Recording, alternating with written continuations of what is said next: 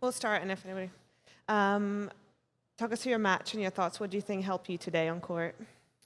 Happy that I was able to kind of rebound after the first set, settle in a little bit. And then after that, I think I actually found my game pretty well and was able to just kind of run with it. And happy to be able to kind of have a pretty uncomplicated match after the first set. Yeah, Maddie. Well, I was going to ask you about quite a few things, but it seems like I have the time. Katie was playing great tennis, right? You knew that coming in.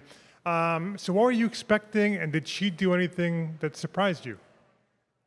I don't think I would say that she did anything that surprised me. I think she's a really good tennis player. I think she's a very good all-court player as well. So was expecting her to come in and slice and try to change up the pace. And I just think that she played really well. And it's good to see that she's, finding her level again after being injured. And she's also won a ton of matches the last couple of weeks. And I feel like no matter what level you're doing that at, you're just building your own confidence. And I think that really helps in matches like this. And I think I just had to kind of raise my level. Was going for a little bit too much too soon in the first set. But yeah, I was impressed with her, and I felt like I had to, raise my level in order to get the win. Can I ask an off-the-wall question? Sure. A couple of years ago at the Australian Open, they were talking about making it just 16 seeds instead of 32. Remember that? They were going to just have 16 seeds instead of 32. And they asked you about it. Do you know what your response was? I probably said it was dumb. Beg your pardon? I probably said that was dumb. No, you said, why? And do you have any other deep thoughts about seeds at tournaments? And like here, do you think 32 is good for the 96 players? Yeah. Seems to be working. So I don't know why we would change things up now. Why? Yeah, why are we trying to reinvent the wheel? It's another win for you, Maddie, where you really have to dig in, and you were able to dig in and do that. You've played a lot of tennis this season. Are you happy with the way that you're digging in, you're grinding, you're getting these wins, and also kind of a two-parter? Do you feel you're competing better than ever, or is that maybe aligned with a slight tactical switch? You talked about that with the new racket, et cetera. So is it a combination of things? I've definitely played a lot of tennis. It's probably the most tennis I've ever played in my career. And I think the biggest thing is that I'm just really happy that my body's holding up the way that it has been. Obviously, injuries have always been something that kind of hampered me season to season. So that was a really big goal of mine, is to just try to kind of bulletproof my body as much as possible so that I could play these long matches and be able to bounce back the next day. So super happy about that. And I think that the competitive side of things it's always tough, because I think I've always tried to be a good competitor, but I think sometimes knowing when to go for things and when to kind of pull back was always where I struggled a little bit. And I felt like a lot of times I would maybe get a little bit too tentative in really important points and play a little bit too safe.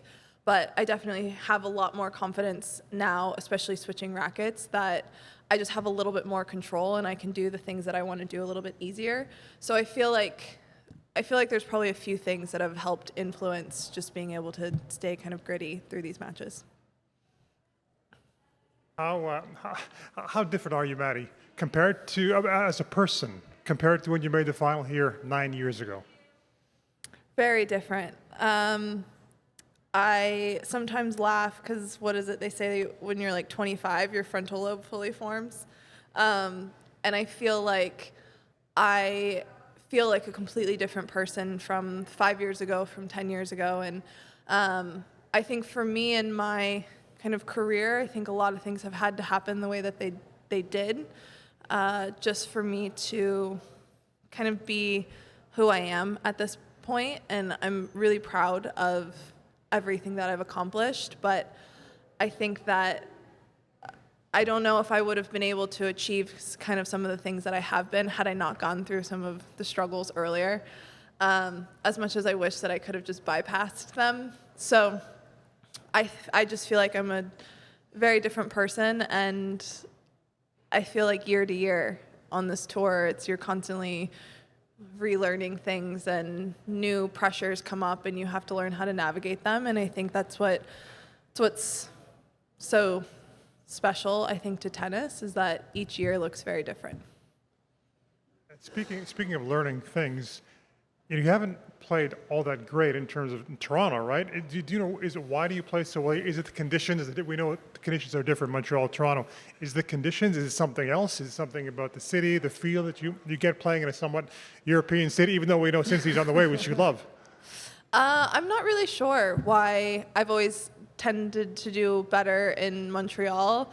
I think some of it is I haven't played a lot in Toronto as well. I feel like a lot of the years that I've missed it or been injured just happens to fall when it's in Toronto. So maybe I just haven't given it a fair chance yet. Go ahead. Billie Jean King once said you only hit 2 or 3 really perfect shots in every match. And I wonder if you agree with that and if you can think of any 2 or 3 you hit today like that. I would say probably the last game of the match. I think I hit some really good forehands down the line, and I would say that's probably my best shot, and I should probably use it a little bit more often. But probably the last, 3 forehands down the line were probably the 3 best ones that I hit all match. We'll just do last questions. I don't want to keep it too long. How is the coffee hunting going? Well, you've talked about it so much this year. How is it going in the city, which actually has some great coffee? There's lots of options. So I've been kind of hopping around from place to place. I always really enjoy being able to do that. It's nice when we're in kind of more central in cities where we can actually have lots of options.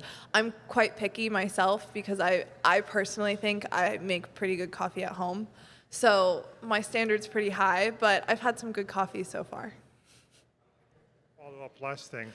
Maybe you can't have it because you're a tennis player, but Montreal, as you know, Tom, very famous for a few things. You have the poutine, which maybe you know about, smoked meat, and what's the third one? It's the bagels.